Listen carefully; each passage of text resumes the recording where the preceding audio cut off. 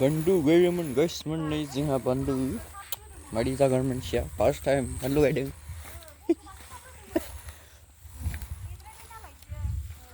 बेयाव फांसे हरफैबाय लोगोफोर खुसेंग्रानि दालायबाय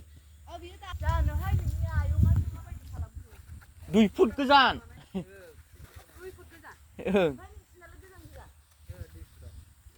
2 फुटानो 2 फुट माने बोरै मोनथाय बै माबाया बेसेबां गोलाव दंमोनलाय पाइपआ बे पाइपजों डाइरेक्ट जखा लानानै सुनानै होलांबाय थादों।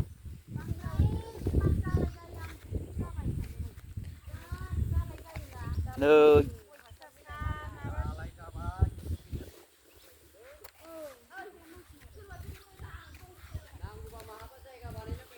नै बे फांनै हरफैदों बे साइडआव फांनै बाबो बारा हराखै र'